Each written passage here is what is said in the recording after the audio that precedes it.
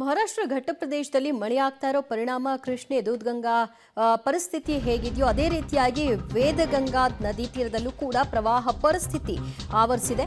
ಶ್ರೀ ಲಕ್ಷ್ಮೀನಾರಾಯಣ ದೇವಸ್ಥಾನಕ್ಕೆ ಜಲ ದಿಗ್ಬಂಧನ ಏರ್ಪಟ್ಟಿದೆ. ನಿಪ್ಪಾಣಿ ತಾಲೂಕಿನ ಹುನ್ನರಗಿ ಗ್ರಾಮದ ದೇಗುಲ ಅದಾಗಿದೆ. ಕ್ಷಣಕ್ಕೂ ನದಿ ನೀರಿನ ಮಟ್ಟ ಏರಿಕೆ ಆಗ್ತಾ ಇರೋದ್ರಿಂದ ಯಾರು ಕೂಡ ಆ ಭಾಗದಲ್ಲಿ ಸಂಚಾರ ಮಾಡಲಿಕ್ಕೂ ಕೂಡ ಸಾಧ್ಯವಾಗ್ತಾ ಇಲ್ಲ. ನಿರಂತರವಾಗಿ ಮಹಾರಾಷ್ಟ್ರ ಘಟ್ಟ ಪ್ರದೇಶದಲ್ಲಿ ಮಳೆ ಆಗ್ತಾ ಇದೆ. ಅದರ ಎಫೆಕ್ಟ್ ಬೆಳಗಾವಿ ಭಾಗದಲ್ಲಿ, ಅದರಲ್ಲೂ ಕೂಡ ಕೃಷ್ಣೆ ದೂದ್ಗಂಗಾ ನದಿ ತೀರದಲ್ಲಿ ಅಪಾಯ ಭೀತಿ ಇದೆ. ಇದೇ ರೀತಿಯಾಗಿ ವೇದಗಂಗಾ ನದಿಯೂ ಕೂಡ ಪ್ರವಾಹದ ಆತಂಕವನ್ನ ಸೃಷ್ಟಿ ಮಾಡಿರುವಂತಹ ಚಿತ್ರಣವನ್ನ ನೀವು ನೋಡ್ತಾ ಇದ್ರಿ.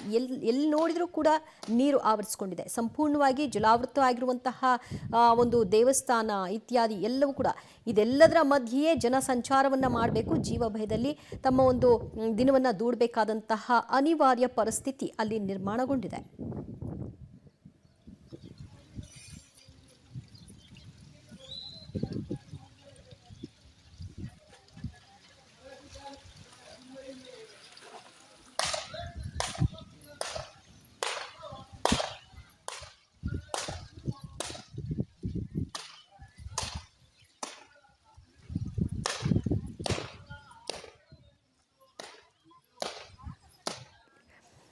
ಮಹಾರಾಷ್ಟ್ರ ಘಟ್ಟ ಪ್ರದೇಶದಲ್ಲಿ ಮಳೆ ಆಗ್ತಾ ಇದೆ. ಪರಿಣಾಮ ಕೃಷ್ಣೆ, ದೂದ್ಗಂಗಾ, ವೇದಗಂಗಾ ನದಿ ತೀರದಲ್ಲಿ ಪ್ರವಾಹ ಪರಿಸ್ಥಿತಿ ಹೇಗೆ ಕಂಡು ಬರ್ತಾ ಇದೆ ಅನ್ನೋದನ್ನ ದೃಶ್ಯ ಸಮೇತವಾಗಿ ನೀವು ನೋಡ್ತಾ ಇದ್ರಿ. ಹಲವಾರು ದೇವಸ್ಥಾನಗಳು ಜಲಾವೃತವಾಗಿದೆ, ಮನೆಗಳು ಕೂಡ ಜಲಾವೃತವಾಗಿದೆ. ಎತ್ತ ನೋಡಿದ್ರೂ ಕೂಡ ನೀರಿನ ಒಂದು ಚಿತ್ರಣವೇ ಕಾಣಸಿಗ್ತಾ ಇದೆ. ಸುಮಾರು ಬಹಳಷ್ಟು 5-6 ಅಡಿಗಳಷ್ಟೆತ್ತರಕ್ಕೆ ನೀರು ಆವರಿಸ್ಕೊಂಡಿರೋದನ್ನ ಗಮನಿಸ್ತಾ ಇದ್ರಿ.